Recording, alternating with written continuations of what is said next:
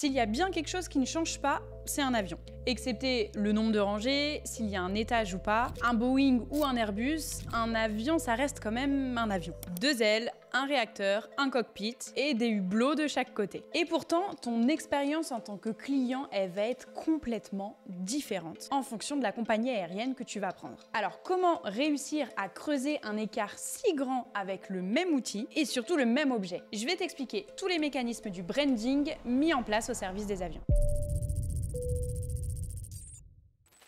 Salut, moi c'est Clémentine de l'agence Magenta que tu suis probablement déjà sur les réseaux sociaux. On se retrouve aujourd'hui pour une nouvelle vidéo où je vais te parler de branding, comme d'habitude, mais cette fois-ci beaucoup plus orientée sur les avions. Allez, c'est parti, on rentre dans le vif du sujet tout de suite. Historiquement, il y a eu un style blanc dans l'aviation qui a commencé à émerger dans les années 70 en Europe, et en particulier chez Air France. Ce style a même été surnommé Euro White, et ça se caractérisait par une peinture majoritairement blanche avec des logos et le nom de la compagnie aérienne, à poser stratégiquement. Un design simple et élégant. Oui, mais bon, cette tendance a rendu les avions clairement difficiles à se distinguer. Les uns des autres, on avait du mal à voir qui était qui, et ça a amené un paysage aérien uniforme, avec des avions très difficiles à reconnaître à distance. Face à ce défi, plusieurs compagnies ont cherché à prendre le contre-pied, en optant pour des avions entièrement peints, avec des motifs accrocheurs. C'est le début du branding extérieur des avions. Alors, petit point économique. La peinture d'un avion n'est pas seulement une question d'esthétisme. Elle a un impact sur le poids et le coût opérationnel de l'appareil. Une couche de peinture complète, donc sur tout l'avion, peut ajouter entre 250 à 600 kg au poids d'un avion. Donc forcément, ça va influer sur la consommation de carburant et par extension sur les coûts d'exploitation. Le coût du coup pour peindre aussi un avion, ça peut varier entre 50 000 $ à 200 000 $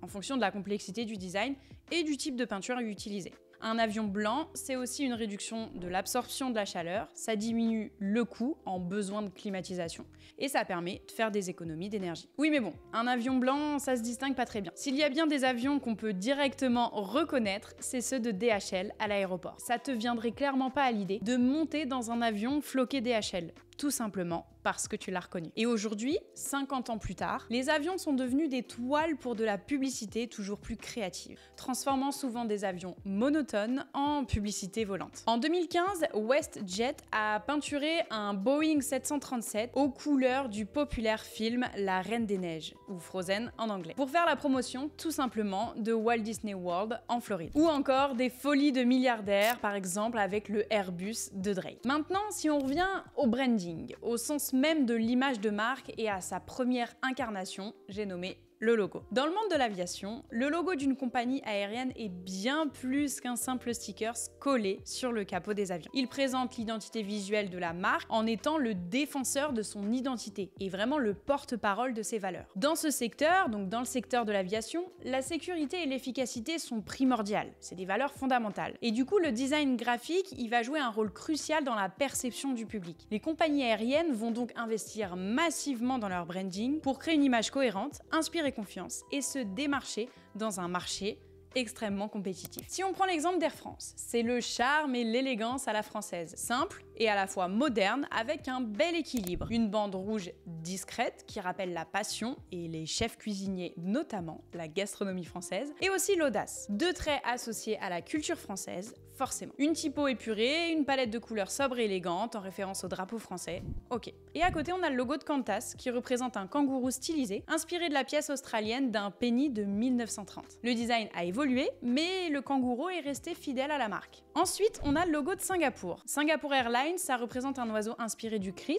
une dague traditionnelle d'Asie du Sud-Est, qui symbolise le raffinement et la tradition. Ce branding est directement lié à l'expérience haut de gamme et aux uniformes emblématiques de ses hôtesses, inspiré du kebaya malais, qui est une blouse traditionnelle portée par les femmes en Indonésie. Et on le voit bien avec ces exemples. Dans l'univers du branding aérien, les logos reflètent bien souvent un élément emblématique et les couleurs de son pays d'origine. Les logos et plus largement le branding des avions ne sont pas de simples représentations visuelles. Ils incarnent l'âme d'un pays, son histoire et ses aspirations à travers le ciel. Le branding des avions, finalement, c'est l'incarnation d'une culture, d'un passé commun. Un bagage lourd de sens qui se doit d'être retranscrit de la meilleure des manières visuellement et même en termes d'expérience à bord. We carry the name of our country on every journey and across every sky. We are Saudi. We welcome you in our own way. Attention cependant, l'idée c'est pas tant que la compagnie aérienne cherche à écrire un roman national, mais plutôt elle va venir puiser dans le roman national, ou la culture et les traits identitaires du pays, comme élément fondateur de sa marque. Pour Air France par exemple, on vient puiser dans l'idée de France, ce qui peut venir nourrir l'imaginaire de marque. Et ça on le voit notamment sur le film publicitaire anniversaire des 90 ans de Air France en 2023. On entend un récit radio pour annoncer des éléments historiques, on voit des anciennes publicités, un effet haute couture avec un défilé de toutes ces années. La mode française qui défile aussi bien sur des mannequins que sur le fond à l'arrière. Et on a bien un énorme cliché de la France à 1 minute 20 avec ce chapeau, avec ce homard posé directement dessus. On y montre de la gastronomie, de la mode, de la haute couture et évidemment des avancées technologiques majeures.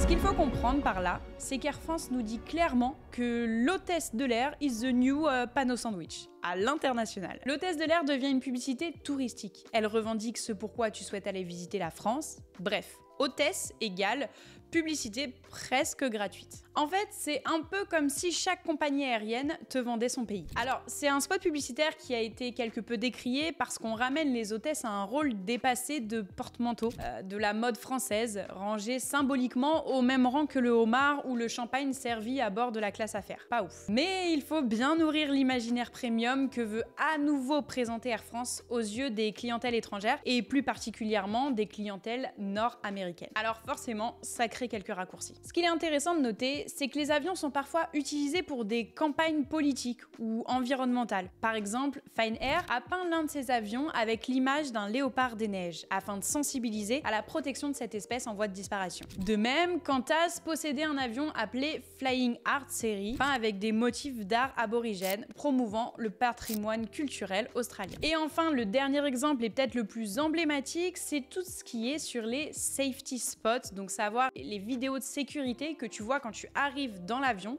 à peu près après l'embarquement, et ça de manière de plus en plus créative. On l'a vu très récemment avec l'exemple de Kevin Hart et de nombreux guests qui sont venus s'inviter dans le spot publicitaire, on peut le dire publicitaire, mais en tout cas diffusé pour la sécurité des passagers à bord.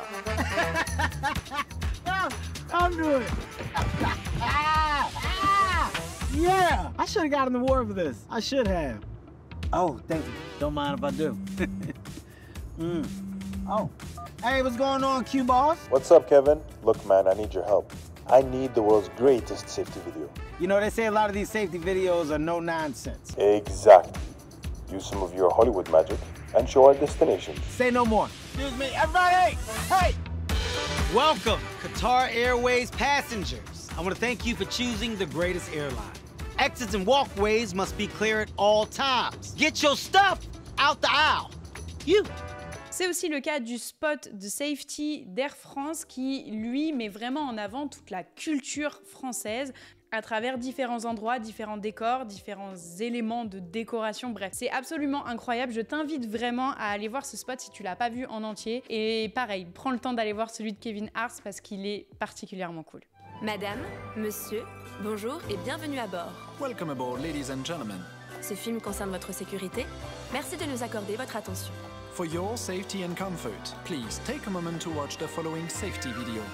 Le branding d'une compagnie aérienne, c'est un branding qui défend une raison d'être, une culture, un état d'esprit et une nation. C'est pas strictement un pur discours commercial. Là, l'idée, c'est d'interagir avec le registre des valeurs et c'est aussi et surtout un moyen pour les marques de développer un discours souvent très émotionnel plutôt que rationnel et sans chaleur. Et c'est parfait en fait, parce que l'être humain, il a besoin de créer du lien, de sentir qu'il fait partie de quelque chose de plus vaste que lui-même. Et ça, on le retrouve directement dans l'expérience que nous fait vivre chaque compagnie aérienne. Ton expérience à bord, elle débute beaucoup plus tôt que tu ne le penses. D'ailleurs, quand tu parles de ton voyage et qu'on te demande avec qui tu pars, si tu dis « je pars avec Emirates » ou « je pars avec EasyJet », tu vas pas du tout avoir le même retour des personnes à qui tu le dis. Tu peux même avoir des « Ah non, vole surtout pas avec eux, hein. J'ai eu que des galères, je te recommande pas. » Mais pourquoi est-ce qu'on te dit ça? EasyJet, c'est l'angoisse. C'est le « Fais attention, je crois que les normes ont changé. » Et c'est ce même bagage à main où il faut couper toutes les roues pour qu'il passe dans les dimensions parce que sinon tu vas payer un bagage supplémentaire et ça va être cher. EasyJet, c'est le prix bas affiché, mais c'est le supplément que tu vas payer ensuite. Bref, c'est pas de tout repos et ça se voit parce que EasyJet, il l'affiche haut et fort avec l'utilisation massive du orange, une couleur positive et légèrement agressive d'une marque dont le nom évoque un bon rapport qualité-prix, des vols à bas coût. Un orange qui traduit la décontraction, l'accessibilité et qui s'affiche en gros et en grand sur les avions. Et ça te fait pas penser à une autre marque qui a le même positionnement low cost? Et oui, j'ai nommé Basic-Fit. Et parlons de l'expérience à bord. Elle est low cost. Tu ne payes pas cher, mais tu sais pourquoi. Pas de service à bord. Et ça, c'est assez impensable pour les anciennes générations qui sont nées avec du service à bord au sein d'un avion. Oui, mais tu peux concrètement faire un Paris-Londres pour 20 à 30 €, assis sur des chaises de camping, mais au moins tu y vas. Alors il fallait bien que ça s'explique par le coup. Ensuite, on le voit aussi à la décontraction des hôtesses. On sent que dans l'arrière-boutique, les directives sont beaucoup plus tranquilles. Personnellement, dans les EasyJet, j'ai toujours trouvé le personnel à bord beaucoup plus dans l'échange et même des fois très proche des passagers. Maintenant, passons à l'opposé, Emirates. Pourquoi est-ce que c'est si prestigieux de voler avec Emirates? Pourquoi est-ce que ça te met d'office dans une classe sociale? Pourquoi est-ce qu'on en entend autant parler? Alors, contrairement à EasyJet, Emirates, c'est du all-inclusive. Bagage 30 kg pour les longs vols, contrairement à normalement on est autour de 25 kg. Une fluidité dans les réservations, des chambres d'hôtel mises à disposition en cas d'escale longue, bref, le all-inclusive dans tout ce que ça inclut. Clairement, Emirates, c'est une compagnie premium avec une expérience de voyage qui est centrée sur le luxe et le confort. Avec des flottes ultra modernes, c'est eux qui ont le plus grand nombre d'Airbus A380, le fameux avion à 2 étages, et un service client exceptionnel, et ça, même pour la classe économique. Emirates, ils te font te sentir important avant ton voyage, auprès de tes proches avec qui tu en parles, pendant ton voyage, avec une expérience client aux petits oignons, notamment en termes de divertissement, et quand tu fais des longs voyages, ça compte, parce qu'ils ont été élus meilleur système de divertissement au monde, avec un choix énorme de films, séries et musiques. Et enfin, même après ton expérience, la fameuse photo Emirates, bah tu la conserves tout simplement. J'ai déjà vu aussi beaucoup de personnes garder le badge d'étiquetage des bagages comme un goodies.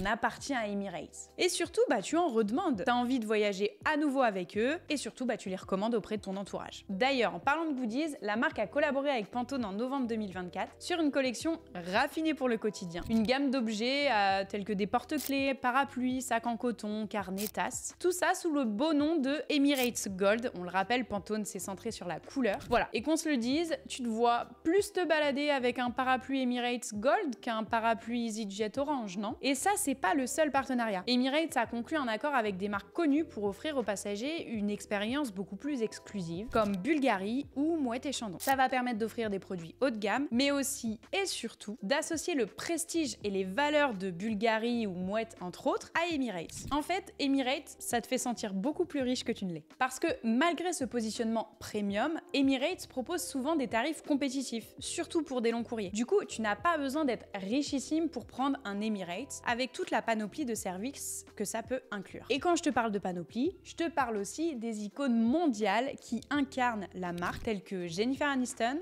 Zac Efron, Ronaldo ou Pelé. Du coup, le consommateur qui voit ces spots publicitaires s'imagine voyager dans ces avions luxueux, à prix parfois très intéressants, aux côtés d'individus hors du commun. En bref, la marque, elle se base sur l'émotion du consommateur, à travers un très beau storytelling. Et ce qu'il faut savoir, c'est que la plus grande partie de leur activité promotionnelle se fait de manière informelle, par le biais de clients qui vont être très satisfaits, qui vantent les avantages de la marque. Et tout simplement, on le voit aujourd'hui, mais la recommandation naturelle, c'est bien l'outil le plus puissant. Un outil puissant qui va te pousser dans l'expérience. Passons à cette fameuse classe business d'Emirates. Le nombre de contenus sur les réseaux sociaux, que ce soit YouTube, TikTok, Instagram, c'est affolant. Elle est aussi réputée parce que tout simplement, elle est accessible. Je t'explique. Emirates dispose d'un programme de fidélité, Emirates Skywards, qui récompense les passagers réguliers. Donc en gros, si tu es membre, tu accumules un certain nombre de miles et ensuite tu peux parfois recevoir un upgrade gratuit ou à prix réduit. Du coup, tu vas pouvoir être invité à tester et c'est là que commence la stratégie marketing aux petits oignons. Car tu ne pourras pas retourner en arrière et ça, la compagnie le sait parfaitement. Et enfin, ce qui rend cette classe business business si accessible, c'est justement son accessibilité sur les réseaux. Globalement, on vient démystifier cette classe business qui a été longtemps imaginée mais jamais réellement vue. C'était un peu un mythe. Et là, on la montre, on fait des retours sur les réseaux et sur tous les éléments qu'elle inclut. Il y a vraiment des unboxings de classe business. C'est mieux qu'un spot publicitaire, ça devient réel, à la portée de tous ou à la portée de ta carte bleue, mais ça c'est à toi de voir. Finalement, ce n'est pas aller d'un point A à un point B, c'est voyager au sens d'être transporté dans une expérience véritablement différente d'une compagnie à une autre. Korean Airlines viennent tout juste de refaire leur identité de marque en mars dernier et ils le diront bien mieux que moi. Dès lors que tu rentres dans un salon ou un avion de Korean Air, tu es déjà en pleine immersion dans la marque. Merci de m'avoir écouté, j'espère que tu auras trouvé ce sujet aussi passionnant que moi. Pour pas manquer les prochaines vidéos sur le décryptage du branding, abonne-toi et on se retrouve très bientôt. Please prepare for takeoff. Now you can enjoy your 8,000 entertainment options on your Oryx One. By the way, I should be in 7,999 of them. The Rocket's only in one. Don't ask me why.